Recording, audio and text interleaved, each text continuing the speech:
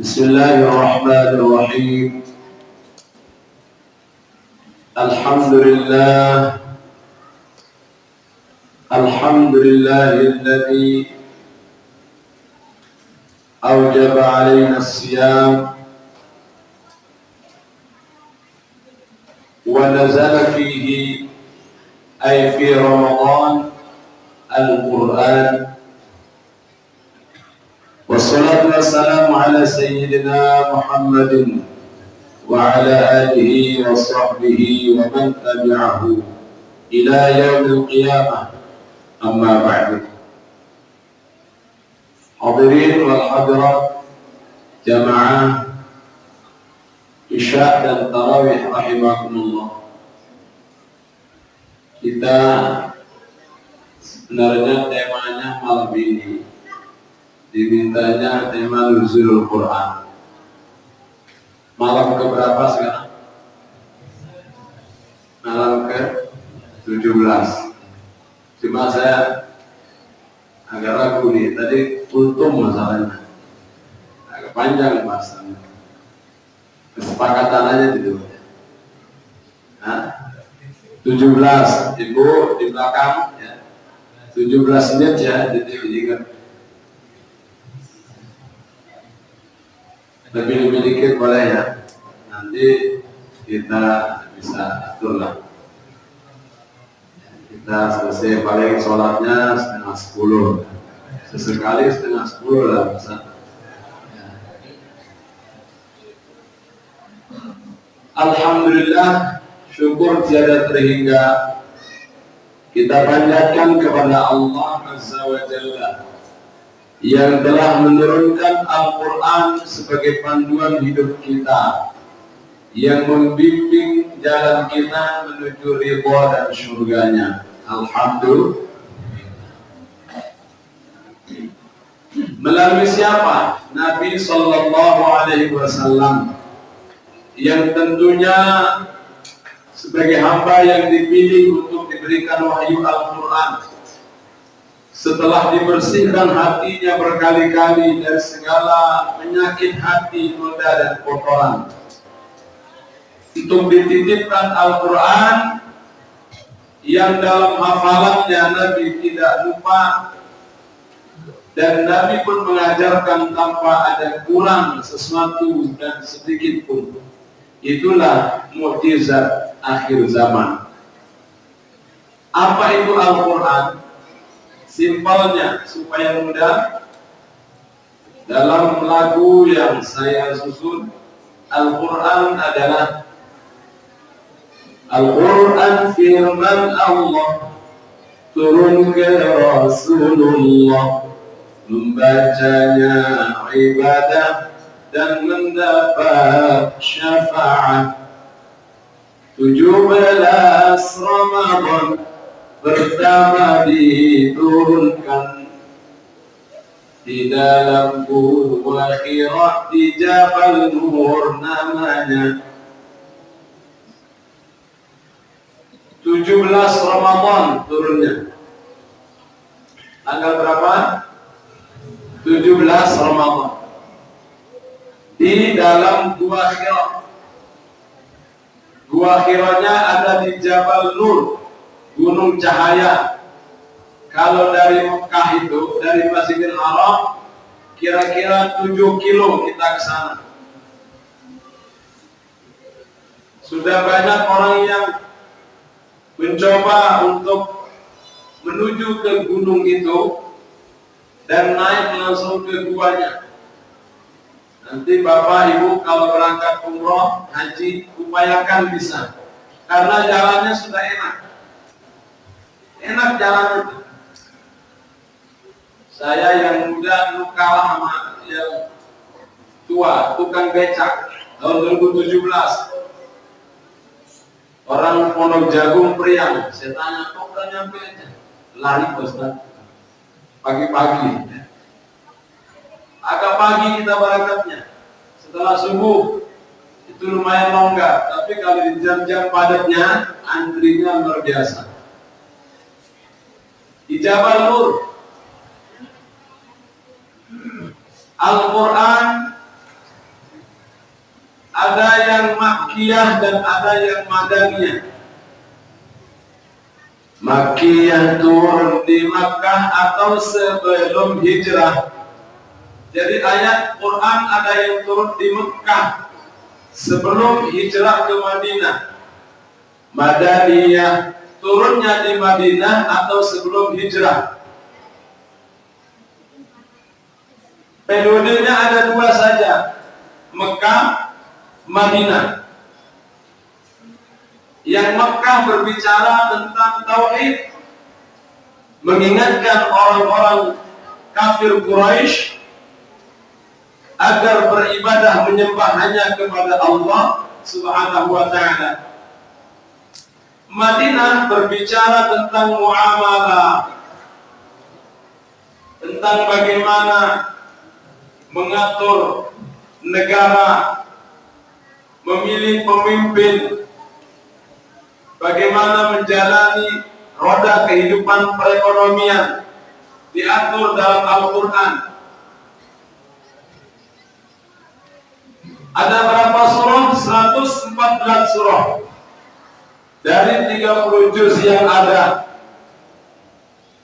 dengan jumlah ayat 6.000. Bisa diteruskan? 6.066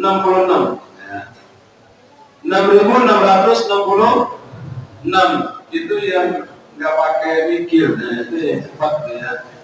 Yang nggak pakai mikir 6666. Tapi yang pakai mikir dikit ada 6.236 ayat. Berapa? 6.236. 6236 jumlah ayatnya itu. 77.449 kata. 77.449 kata. 320.015 hurufnya. 77.449 kata. Namanya kata itu sudah punya arti dia. Contoh, alhamdulillah satu kata, lillahi dua kata, li huruf ja sama lafaz Allah, Rabbi tiga kata udah, al-alamin empat kata, ar-Rahman satu kata itu sudah 5, ar-Rahim 6, Maliki satu, Yaumi satu, itu namanya kata. Ada 77.449 kata. Berapa ayatnya? Berapa hurufnya? 320.015. Huruf itu bi, baknya, bis, sin, mim, alif, hamzah, lam, ha, hamzah, lam, ro, mim, alif, nun, dan seterusnya. Hurufnya 320.015 jumlahnya. Ini menurut penghitungan Imam Mujahid sebagai peneliti Al-Quran, firman Allah Subhanahu wa ta'ala. Al-Quran secara historis perlu kita ketahui bagaimana sejarahnya, supaya kita tahu ketika kita melihat Al-Quran ada di hadapan kita, terbayang kita bagaimana proses perjalanannya sehingga menjadi sebuah mushaf yang bisa kita buka, baca dengan huruf yang terang benderang, sehingga kita mau untuk membaca dan untuk mempelajarinya. Al-Quran mulanya ada di Lauhil Mahfuz. Di mana? Bal huwa Qur'anun majidun fi lawhin mahfuz. Surah Al-Ma'ad dalam surah Al-Buruj. Bal huwa Qur'anun majid. Itu Quran fi lawhin mahfuz, terdapat di Lauhil Mahfuz. Lauhil Mahfuz itu adalah tempat untuk penyimpanan semua apa yang akan menjadi perjalanan kehidupan di alam semesta ini. Itu Lauhul Mahfuz. Termasuk catatan kehidupan kita.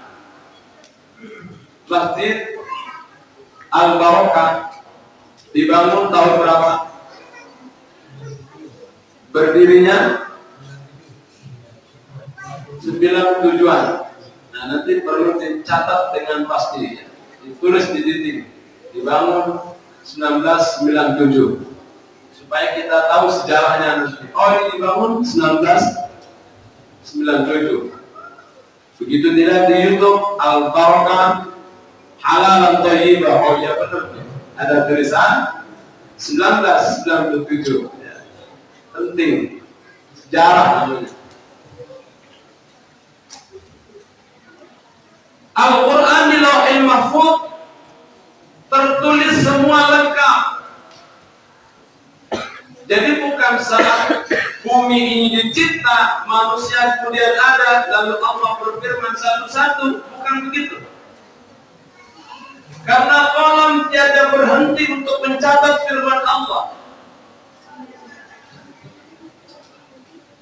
Lau kana al-bahru midadan li kalimati rabbi lanafida al-bahru qabla an tanfada kalimatu rabbi walau ji'na bimithlihi madada. Ayat Al-Quran ini kalau ditulis selesai gak? Selesai, buktinya itu sudah tercetak. Tapi ayat yang lain yang Allah firmankan, yang Allah tetapkan ketentuannya, yang akan terjadi itu terus tertulis. Dan itu tidak akan mampu untuk dicatat walaupun semua pohon kita tebang, rantingnya, batangnya kita jadikan sebagai pena. Tintanya apa? Seluruh air laut jadi tinta kita pakai, itu tidak akan habis. Kalam Allah Azza wa Jalla. Lauhul Mahfuz terdapat Al-Quran, lalu diturunkan ke langit pertama, namanya Baitul Izzah. Dari Baitul Izzah itulah pertama kali diturunkan pada tanggal 17 Ramadan, dan itu bertepatan dengan Lailatul Qadar. Maka ulama menyimpulkan Lailatul Qadar tidak hanya terjadi di 10 hari terakhir Ramadan, tapi bisa juga terjadi di tanggal-tanggal lain dari bulan Ramadan. Itulah Inna anzalnahu fi Lailatul Qadr wa ma adraka ma Lailatul Qadr. Lailatul Qadri khairun min alfi syahr. Inna anzalnahu fi Lailatul Qadr. Kami turunkan Al-Quran itu di malam kemuliaan. Wa ma adraka ma Lailah. Teruskan. Telapatil. Yang kedua, wa ma adraka ma Lailah. Bingung ya, itu telapatil. Ya. Tulis salah. Ya. Telapatil. Lailatul Qadar. Kalau yang pertama karena ada fi huruf jar memajurkan akhir isim, makanya fi Lailatul Qadar. Wa ma adraka ma Lailatul Qadar. Apa Lailatul Qadar itu? Lailatul Qadar khairun min alfi syahr. Malam Qadar adalah malam yang lebih baik dibandingkan dengan 1000 bulan. Yang orang kalau ibadah di malam itu, tahu atau tidak tahu dia bahwa itu malam Qadar, yang penting bertepatan dengan malam itu, maka sama artinya dengan beribadah selama 80 tahun lebih tanpa istirahat, tanpa makan, tanpa minum, terus dia ibadah. Kalau kita bertepatan ibadahnya di malam Qadar. Tanazzal Tanazzalul malaikatu war-ruhu fiha bi'izni rabbihim min kulli amr. Tanazzalul malaikat, malam qadar turunnya para malaikat. War-ruh dipimpin oleh malaikat Jibril. Fiha padanya bi'izni rabbihim min kulli amr. Dengan izin Tuhan mereka membawa semua urusan. Salam, ucapan para malaikat adalah selamat, selamat, selamat. Orang yang ibadah diucapkan selamat di malam itu. Makanya prediksikan lebih ke 10 hari terakhir. Nabi juga mengarahkan kita di 10 hari terakhir. Ketika itu kita coba untuk banyak ke masjid. Siang, malam ada waktu pulang kerja ke masjid. Malamnya di masjid. Istirahat pun tidak masalah di masjid. Niat iktikaf, dicatat ibadah oleh Allah Subhanahu wa ta'ala. Al-Quran turun malam 17 Ramadan oleh malaikat Jibril di Gua Hira.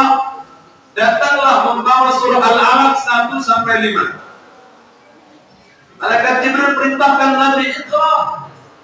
Ma ana biqari, enggak bisa baca. Lagi Iqra. Ma ana biqari. Sampai ketiga kali.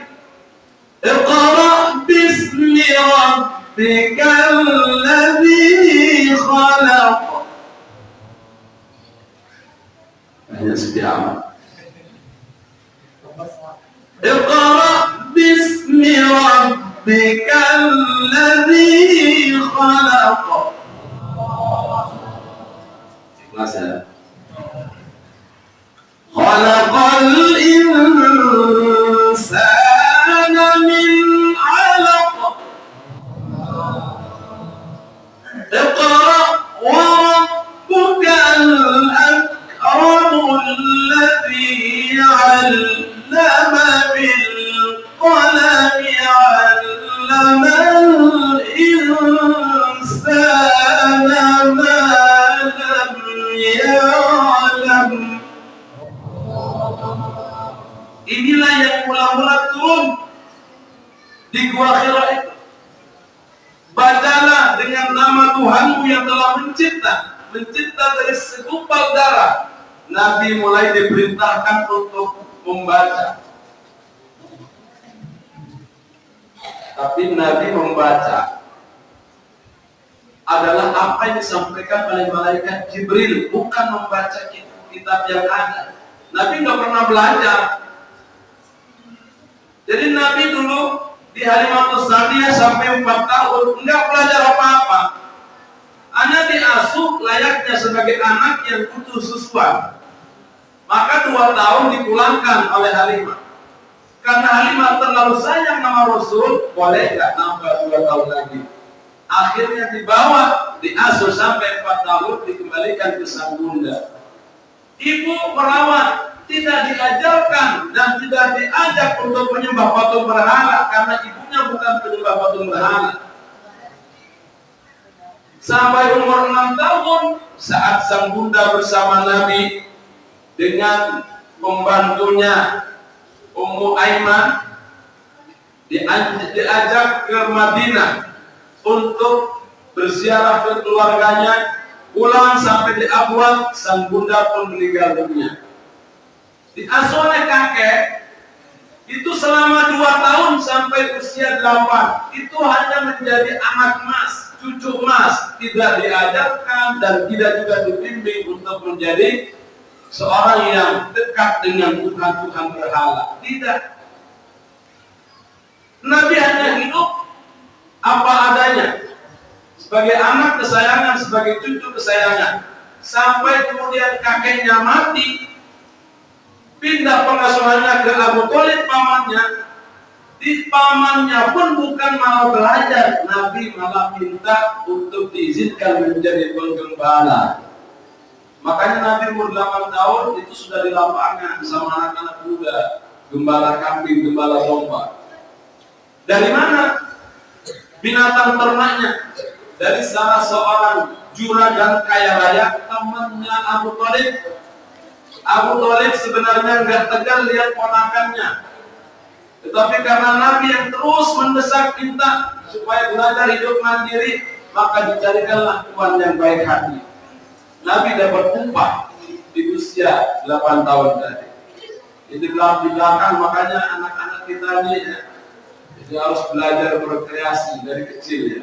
Jangan hanya main HP terus ya, main HP, main game. Belajar dari sekarang, lihat apa yang bisa kita gali dari potensi yang ada. Ya.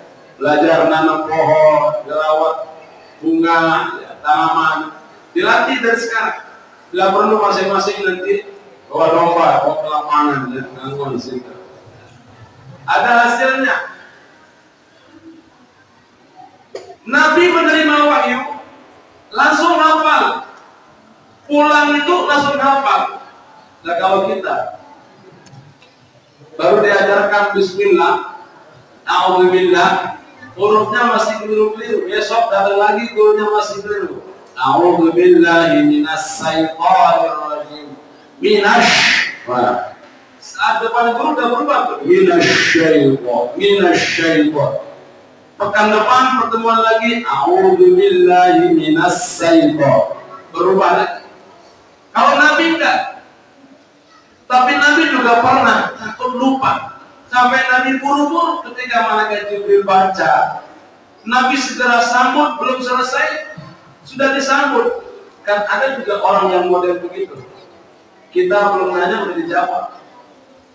Akhirnya jawabannya keliru. Bukan begitu maksud saya. Maksudnya gimana? Tunggu dulu makanya jangan langsung bicara.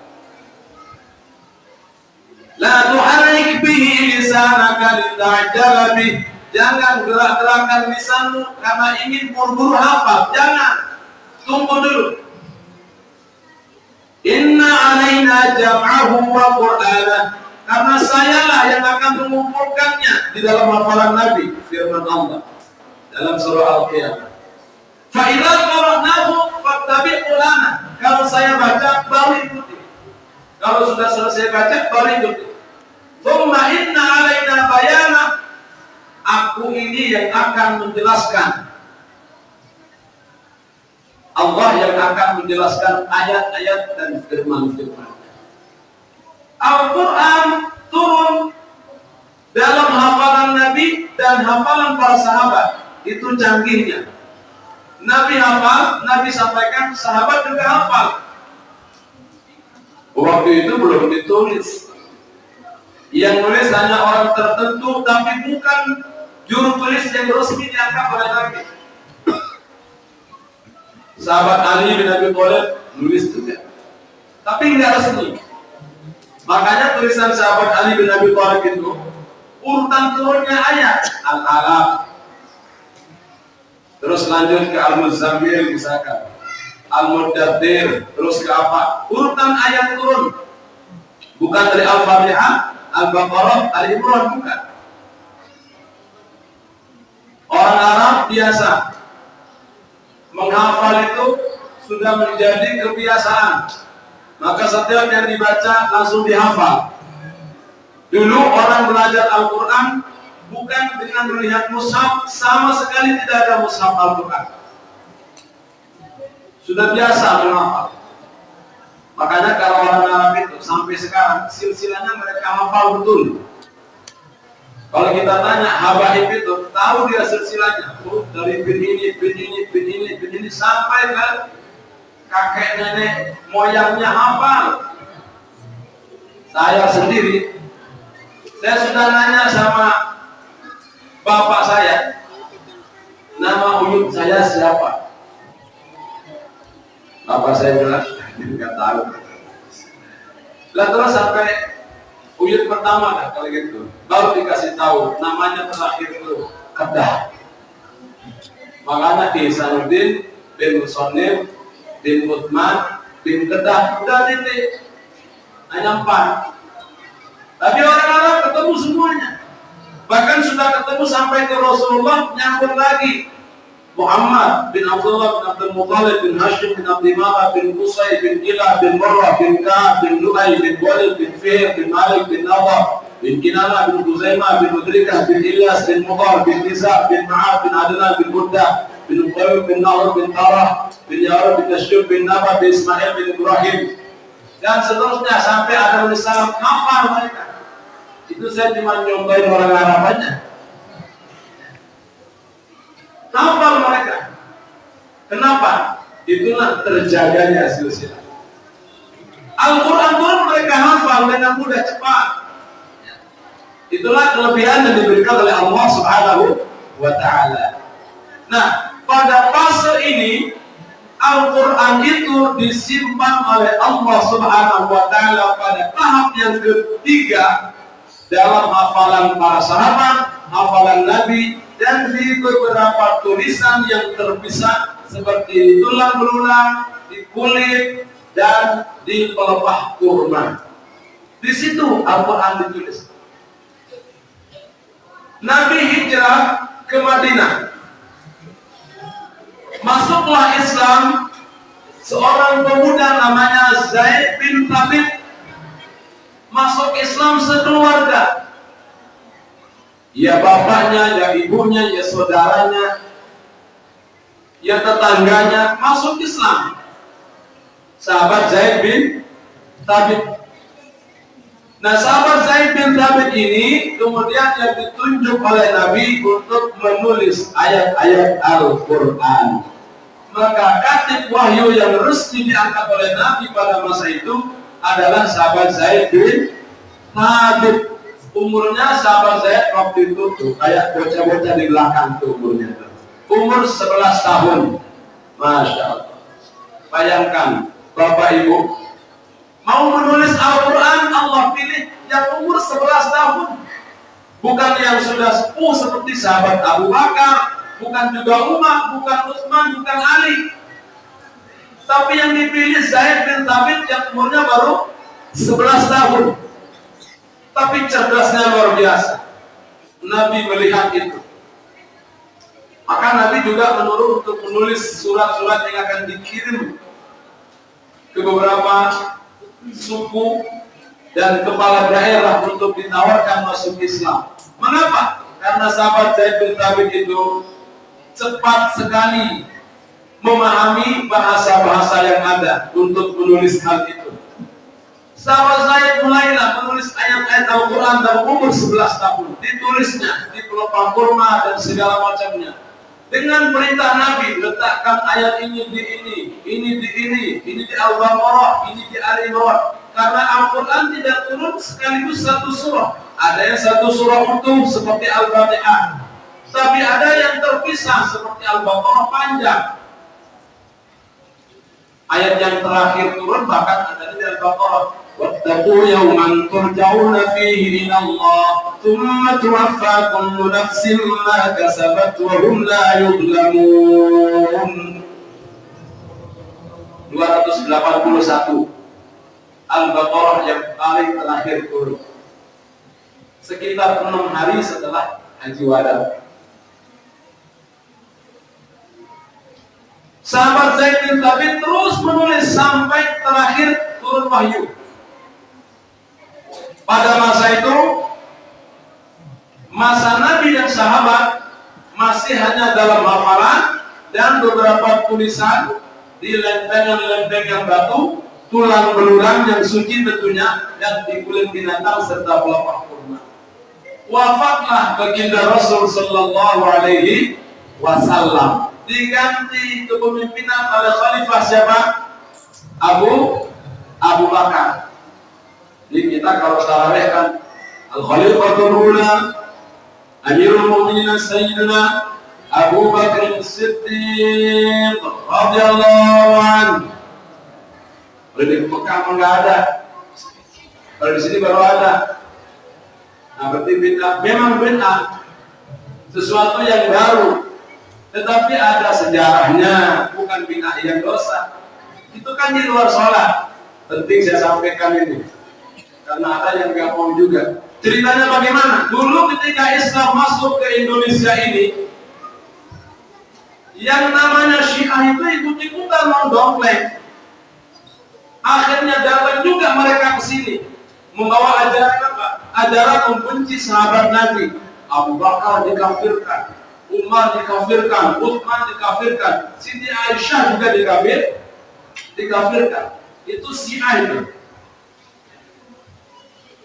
Konon katanya sebelum ditentukan ada Al-Khalifatul Ula, itu ada orang Syiah Tulen, anjingnya dikasih nama Abu Bakar, yang satunya namanya Umar.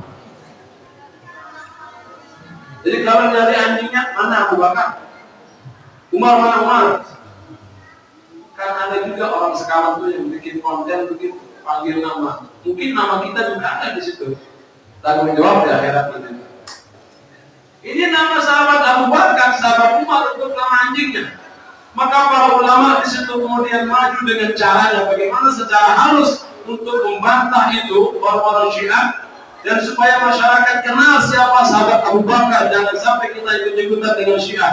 Masuklah ke dalam sholat tarawih. Al-Khalifatul Ula ba'da Rasulullah sallallahu alaihi wasallam, Amirul Mukminin Sayyidina Abu Bakar As-Siddiq radhiyallahu anhu sampai terakhir. Itu sejarahnya. Nah, Al-Quran proses lagi ketika Khalifah Abu Bakar. Banyak orang yang meninggal di perang Yamamah. Abu Bakar menghadapi Musailamah Al-Kadzdzab, seorang yang murtad, nggak mau berzakat, nggak mau sholat. Diperangi, 70 sahabat meninggal dunia. Para penghafal Al-Quran. Sahabat Umar mengatakan, ini bahaya kalau kita nggak ambil tindakan. Mesti Quran ditulis. Kalau nggak tulis, nanti kalau meninggal semua bagaimana? Kemana akan bertanya? Maka usullah ke sahabat Abu Bakar, baik Khalifah, yuk kita tulis Al-Quran, kita kumpulkan. Untuk apa? Jadikan mushaf. Jadi satu yang kececer ini. Kata sahabat Abu Bakar, itu bid'ah. Nggak ada contohnya dari Nabi. Dan nggak pernah ada perintah dari Nabi. Mana bisa saya melakukannya? Tapi terus didesak oleh sahabat Umar. Nggak bisa begitu. Ini masalah penting. Akhirnya apa yang terjadi? Sahabat Umar terus saja mendesak dan memberikan pemahaman kepada sahabat Abu Bakar, hingga sahabat Abu Bakar mengiyakannya. Dipanggillah sahabat Zaid bin Thabit yang umurnya waktu itu baru umur 21 tahun. Disuruh untuk menulis Al-Quran kembali dalam satu mushaf. Kata sahabat Zaid bin Thabit apa? Ini perbuatan bid'ah yang tidak pernah diperintahkan oleh Nabi. Bagaimana saya akan melakukannya? Sama jawabannya dengan Abu Bakar, karena sahabat juga pada ngerti semua. Sesuatu yang dibuat hal yang baru adalah tidak boleh kalau bukan atas perintah Nabi. Tetapi ternyata bid'ah ada yang hasanah juga, bid'ah yang baik. Maka sahabat saya mengatakan, saya lebih baik disuruh pindahin gunung daripada untuk memindahkan ayat yang ada ditulis dalam satu mushaf. Itu saking beratnya. Tapi karena memang ini perintah dan penting, ditulislah oleh beliau, sehingga jadilah satu mushaf. Contohlah Yasin. Jadilah satu mushaf yang ditulis oleh sahabat Zaid bin Thabit.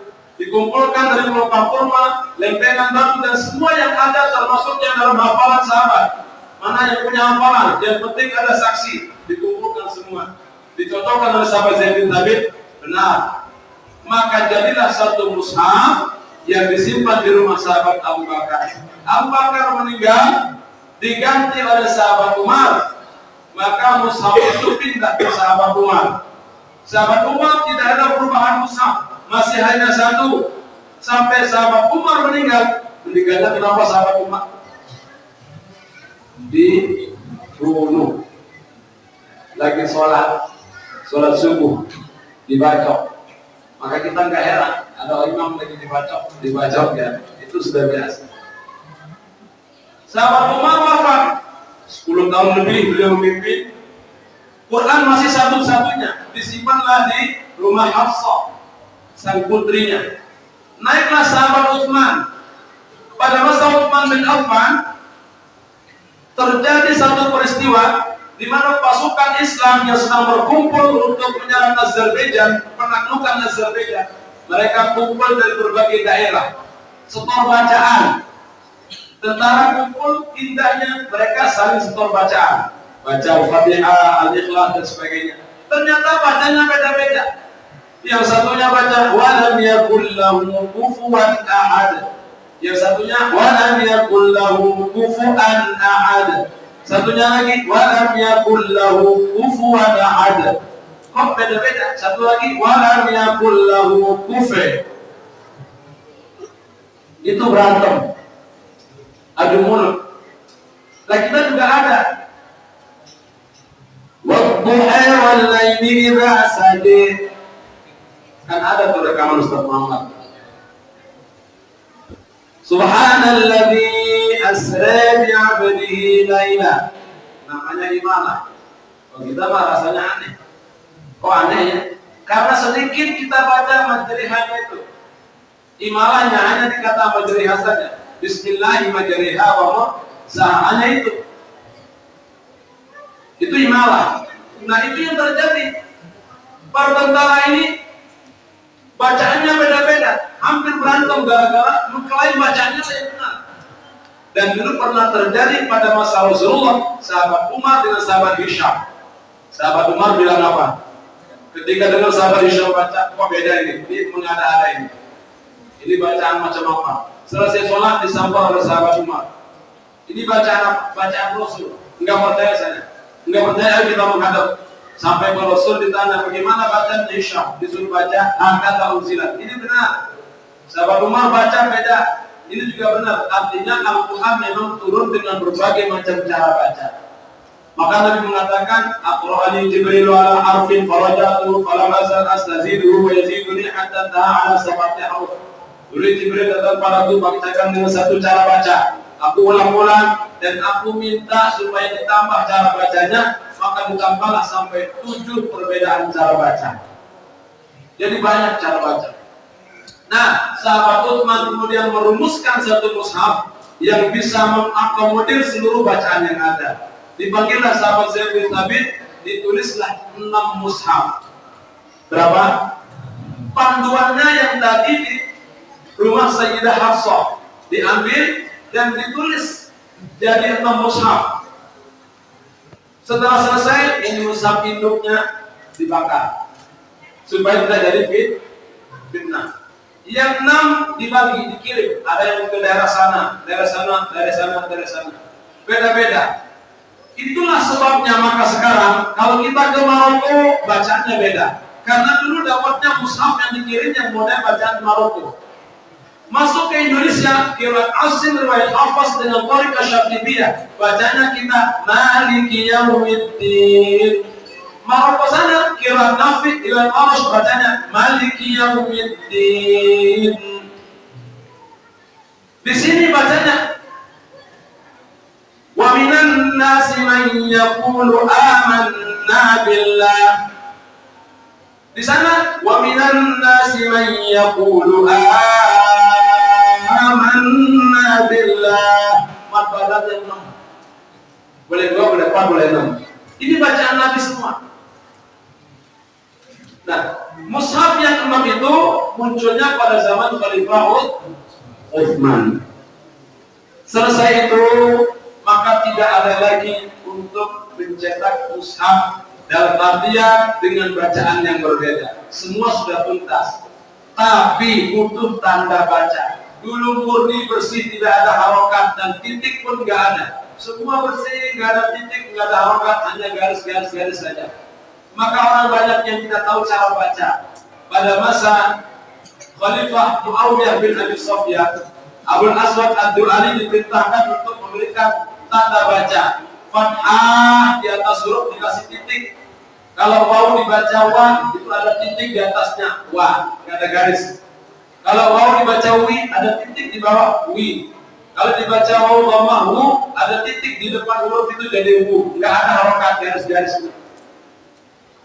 Sampai kemudian pada masa Khalifah Abdul Malik bin Marwan tahun 65 Masehi, 65 Hijriah, itu orang tidak mengerti mana huruf ba, ta. Karena dulu tidak ada titik ba, tidak ada titik ta, tidak ada titik ta. Taunya dari mana? Dari gurunya. Kalau lihat mushaf bagaimana caranya? Ya nggak tahu. Maka pada saat itu dirumuskan oleh Khalifah Abdul Malik bin Marwan dengan menunjuk Hajjaj bin Yusuf, memberikan tanda titik ini di bawah satu, tak di atas dua, tak titik di atas tiga, begitu seterusnya. Sampai kemudian dibutuhkan adanya beda antara titik yang harokat dengan titik yang membedakan antara huruf. Pada masa dinasti Abbasiyah, disitulah diberikan harokat fathah garis atas, bawah, kasroh, dhamma oleh rumusan yang namanya Khalil Ahmad Al-Farahidi, Khalil bin Ahmad Al-Farahidi. Selesailah. Nah, itulah kemudian baru ajaran Al-Quran ini atau Al-Quran ini disampaikan oleh tengah-tengah halayak umat dengan bacaan yang sudah bisa disempurnakan dan kita sudah mengerti bagaimana cara membacanya hingga sampailah ke negara kita ini, Indonesia. Kapan nyampainya? Tentu bersamaan dengan orang-orang yang datang dakwah ke Indonesia ini. Tahun berapa? Sekitar 700 atau 800 Masehi. 700 atau 800 Masehi masuk ke Indonesia. Lalu kemudian orang-orang kita belajar. Dan sampai pada tangan seseorang untuk menulis Al-Quran khas Indonesia. Khas mana? Indonesia. Quran pertama kali ditulis di Indonesia ini oleh orang Palembang. Ya. Orang Palembang itu yang tulis pertama kali. Yang dari Palembang nanti pulang coba ditelusuri ya. Namanya siapa? Haji Muhammad Azhari bin Nyemas Haji Abdullah di 30 Palembang. Itu yang menulis pertama kali tahun 1848. Oh, berarti dia sudah belajar pergi ke Mekah. Orang ke Mekah dulu itu pergi nggak pulang-pulang. Bisa 8 tahun baru balik lagi. Kakek saya dulu cerita, kakek saya itu 4 tahun baru pulang dari haji. Habis itu ya ke rumah-rumah ngajak orang untuk sholat dan segala macam. Kalau kakek saya bisa bahasa Arab, saya kurang lancar karena terbiasa. Nah, baru kemudian menyusul dicetak ulang pada 1854. 18 tahun kemudian muncul Quran Singapura pada tahun 1868. Baru kemudian datang ke negara kita ini Mushaf Turki 1881. Itu Turki dulu jayanya ya. Sampai ke sini mushafnya. Tapi sekarang terbalik. Turki itu butuh para penghafal Quran dari Indonesia. Makanya digratiskan. Yang penting mau menghafal Quran gratis nanti kuliah di sana. Ada salah satu santri kita yang ikut kuliah di Turki, dia cerita memang mereka lagi butuh para penghafal Quran karena Islam pernah terkenal. Baru kemudian muncul Mushaf India pada tahun 1885 dan inilah menjadi mushaf-mushaf rujukan kita dalam membaca Al-Quran. Masya Allah, seperti itu sejarahnya. Dan sekarang kita luar biasa bisa lihat betapa banyak mushaf di depan kita berjejer. Kalau dulu kita punya satu Quran saja, disayang-sayang luar biasa. Taruh di rumah dengan rapi, kita baca, sobek dikit nangis dulu. Masih ingat tuh ya? Waktu kecil, sobek dikit nangis tuh. Hilang lupa naruhnya, mau dicari. Jangan kan Quran, pulpen ada hilang tuh. Sampai nanya-nanya ke orang, gimana caranya biar ketemu. Itulah perjuangan. Maka oleh sebab itu, setelah kita paham betapa perjuangan sahabat Zaid bin Thabit dalam mencetak Al-Quran, kita menjadi mengerti arti perjuangan itu, dan kita juga berusaha untuk memuliakan Al-Quran dengan sama-sama mengamalkannya, mempelajari, mendakwahkan dan mengarahkan keluarga kita untuk belajar Al-Quran. Amin ya rabbal alamin. Itu saja yang saya sampaikan. Mudah-mudahan manfaat adanya. Billahi taufiq wal hidayah. Waridha wal hidayah. Assalamualaikum warahmatullahi wabarakatuh.